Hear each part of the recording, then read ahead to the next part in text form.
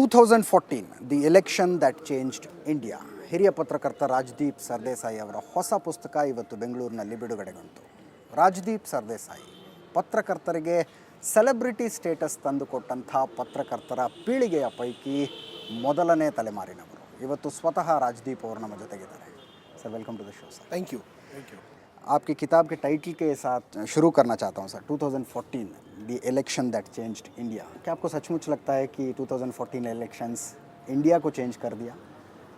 2014 election ने election को बदल दिया है. हाँ, जिस तरह से इलेक्शन लड़ा गया, फाइट किया गया, अभी इलेक्शन एक अलग तरह से लड़ेंगे लोग.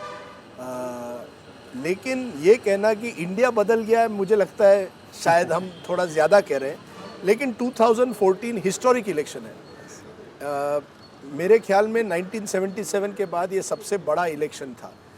और इसमें मेन है कि जैसे कवर पे नरेंद्र मोदी है और राहुल गांधी, इतने दो कॉन्ट्रास्टिंग फिगर आपको नहीं मिलेंगे अलग अलग.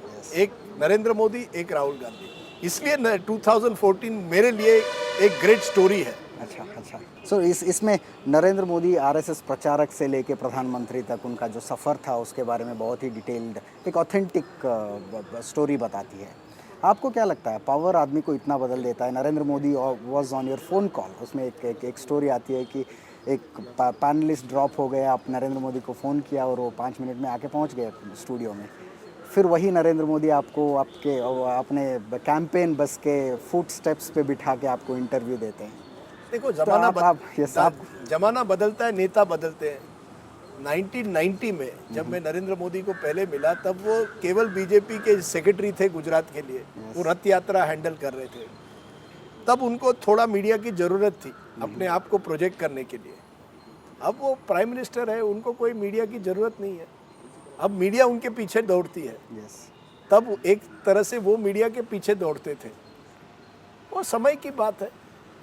When you are prime minister you are king. तब वो बस एक प्रचारक, एक वर्कर थे पार्टी के.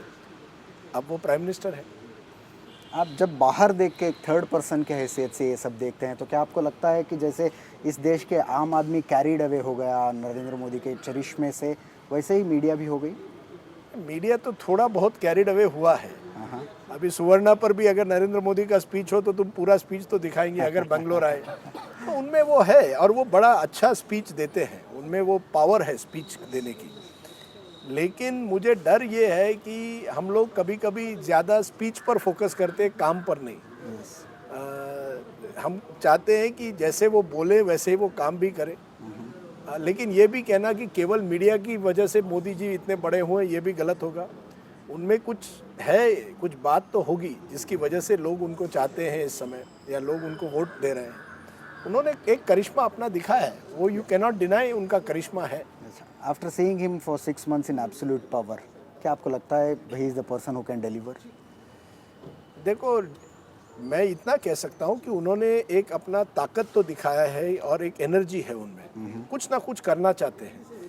लेकिन सिस्टम को कितना बदल पाएंगे इस पर अभी भी क्वेश्चन मार्क है. क्योंकि उनका पावर जो है वो अपने आप पीएमओ में है, उनमें है. वो दूसरों को पावर इतना देते नहीं है. मैंने अभी एक फोटोग्राफ देखा, कर्नाटका एमपीज को उन्होंने जैसे बिठाया था और वो ऊपर खड़े रहे थे जैसे तो क्लास में टीचर ले रहा है. अभी कभी कभी ये जो स्ट्रेटेजी है चल भी सकती है, कभी नहीं भी चल सकती है. वो डर ये है कि वो कहीं ना कहीं डिक्टेटर तो नहीं बन जाए, ये एक डर है. लेकिन उनमें काम करने के लिए बहुत एनर्जी बहुत है और वो चाहते हैं कुछ नया करें. नरेंद्र मोदी के खिलाफ जो जर्नलिस्ट ग्रुप है उनमें आप माने जाते हैं. अब लगता ये है कि आपका और नरेंद्र मोदी का कभी जमा ही नहीं. बिल्कुल गलत है. What is the matter? नहीं, matter is not anything else. If you see 2002 के पहले मेरे और मोदी जी के बड़े अच्छे संबंध थे. मैक्सिमम इंटरव्यूज वो मुझे देते थे. मैं गुजराती जानता हूँ. उनके साथ मेरे बड़े अच्छे संबंध थे. अभी तक भी फ़ोन पर बड़े अच्छे बात करते थे. लेकिन मुझे लगता है कि 2002 के बाद जो दंगे हुए गुजरात में, उसके बाद उनको लगा कि मीडिया जो है, और क्योंकि मैंने वो कवर किया, मेरा भी नाम उसमें जुड़ गया कि आप लोग सब मेरे खिलाफ हैं. हम खिलाफ नहीं थे. हम एक तस्वीर दिखा रहे थे 2002 में और उस तस्वीर में नरेंद्र मोदी पर सवाल भी उठेंगे क्योंकि वो चीफ मिनिस्टर थे. पर उनको ये अच्छा नहीं लगता है शायद. पर ठीक है, नेता नेता के साथ ये सब होता है, कभी कभी वो आपके दोस्त होते हैं, कभी दुश्मन होते हैं। मुझे कोई, मैं ना नरेंद्र मोदी जी का दोस्त हूँ ना दुश्मन हूँ, मैं एक पत्रकार हूँ, I am a journalist, he is a big man. आपको ऑनेस्टली लगता है कि 2002 राइट्स के बारे में माफ़ी मांगने से बहुत बड़ा बदलाव आ जाएगा नरेंद्र मोदी जी से माफ़ी मांगने से? मैं माफ़ी नहीं चाहता हूँ, मैं चाहता हूँ सबसे ज़्यादा कि मोदी जी कम से कम दुनिया को बताए कि हुआ क्या और उनका क्या रोल था, अच्छा, और क्यों 1000 लोग से ज़्यादा वहाँ मरे 4-5 दिन में, क्या हुआ।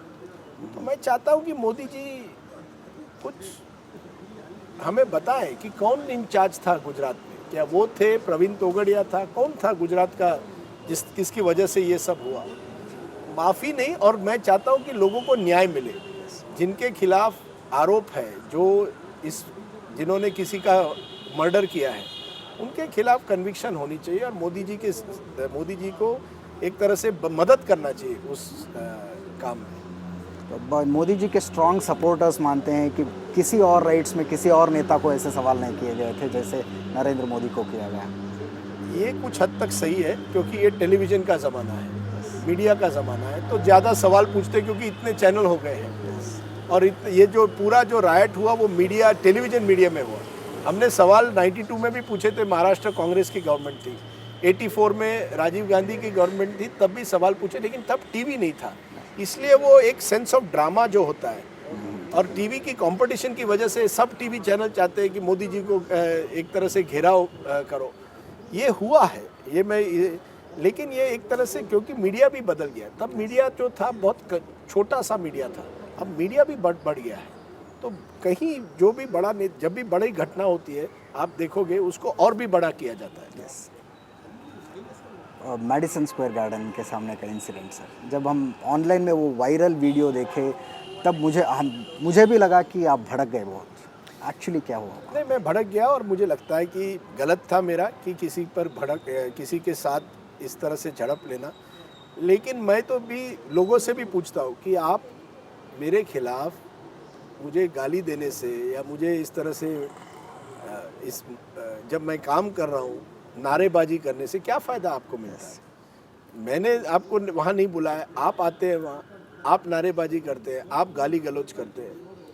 हर चीज़ की एक सीमा भी होती है, और मैं नहीं चाहता हूँ कि 2002 में मैं फंसा रहूँ। मैं तो 2014, ये किताब भी 2014 का बात है। ये लोग जो है ये 2002 की बात हमेशा करते हैं, क्यों?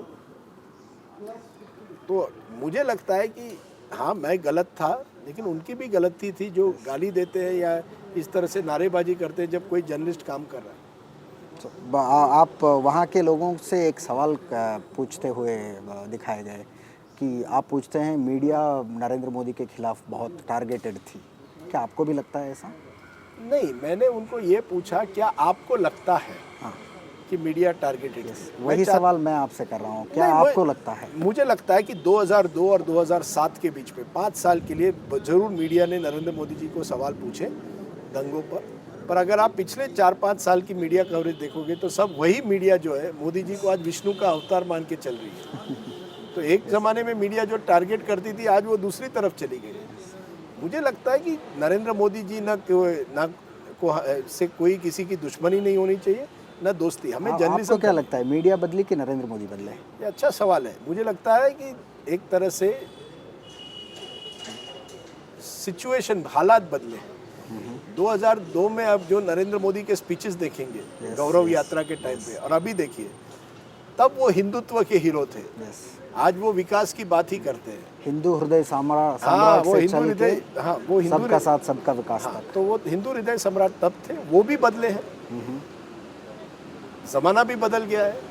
तब वो केवल मुख्यमंत्री बनना चाहते थे, आज वो देश को चलाना चाहते हैं। और मीडिया भी जो है वो भी बदली है। तब मीडिया को लगा कि ये जो दंगे हैं उस पर जवाब दो। आज मीडिया कह रही है हम नरेंद्र मोदी को एक तरह से एक नए रूप में देखने के लिए तैयार है। तो मीडिया बदली है, मोदी जी बदले हैं, और मोस्ट इम्पॉर्टेंटली सिचुएशन बदला है। अच्छा, आपके किताब के बारे में बताइए सर। ये पूरा किताब पढ़ने के बाद किस नरेंद्र मोदी हमें नज़र आएंगे? The task master Narendra Modi, the event manager Narendra Modi, the leader Narendra Modi? Everything. Narendra Modi event manager भी है, लीडर बड़े अच्छे हैं, very good campaigner, very good organiser, और उसके साथ साथ कुछ तो डिक्टेटर भी कभी कभी है, अथॉरिटेरियन भी है। नरेंद्र मोदी जी कॉम्प्लेक्स फिगर है, कोई उसका ये कहना है कि केवल वो ये है ये, इसीलिए मैं समझता हूँ कोई एंटी या प्रो नहीं होना चाहिए। एंटी लोग जो है वो केवल मोदी जी को डिक्टेटर मानते हैं, प्रो लोग जो है उनको एक तरह से आप देवता मानते हैं। मैं कहता हूँ नरेंद्र मोदी भी एक इंसान है, एक राजनेता है, जिसमें कुछ अच्छी बातें भी है, कुछ अच्छी बातें नहीं है। हमें सब दिखाना है। हमें इस किताब में मैंने कोशिश की है कि मोदी जी की कॉम्प्लेक्स पर्सनालिटी जो है वो लोगों के सामने है। कुछ चीज़ों जो फैंटास्टिक कैंपेन उन्होंने चलाया, उसको हमको प्रेस करना चाहिए, प्रशंसा करनी चाहिए जिस तरह से कैंपेन चलाया। साथ साथ में जो कुछ उनके जो कैरेक्टर्स हैं, जिससे मुझे लगता है एक डार्क साइड है, वो भी लोगों के सामने आना चाहिए। लोगों के रिएक्शंस कैसे हैं सर? लोगों के रिएक्शन बड़े अच्छे हैं। जैसे मैंने आज भी कहा कि कांग्रेस वाले ज़्यादा दुखी हैं किताब के बाद। अच्छा। क्योंकि कांग्रेस को मैंने उनके कैंपेन पर बहुत सवाल उठाए। अच्छा। और राहुल गांधी पर और भी सवाल उठाए। तो राहुल गांधी के जो लोग हैं वो और डिसअपॉइंटेड, मोदी जी के लोग काफ़ी खुश हैं। अच्छा। पर ये तो चलता है, चुनाव में मोदी जी जीत गए, राहुल हार गए। किताब तो 2014 के बारे में है, 2002 के बारे में नहीं है। तो अगर आप इस सवाल का भी जवाब देना चाहते हैं, कॉर्पोरेट मीडिया की बात होती है, इलेक्शन के बाद आपके करियर में एक शिफ्ट आ गया। Do you think it has something to do with the changes in power? I don't know whether it has something to do with changes in power, पर मुझे लगता है कॉर्पोरेट का मीडिया में आना कोई बुरा बात नहीं है, लेकिन न्यूज़ रूम में आना बुरा बात है। न्यूज़ रूम से दूर हटना चाहिए। Don't interfere in editorial matters. No, there should be zero interference in editorial. आप अपना कॉर्पोरेट एजेंडा चलाइए, by in other ways you can invest by all means, but don't run newsroom. बहुत खुशी हुई राजदीप सर आपसे। Thank you, thank you so much. Thank you.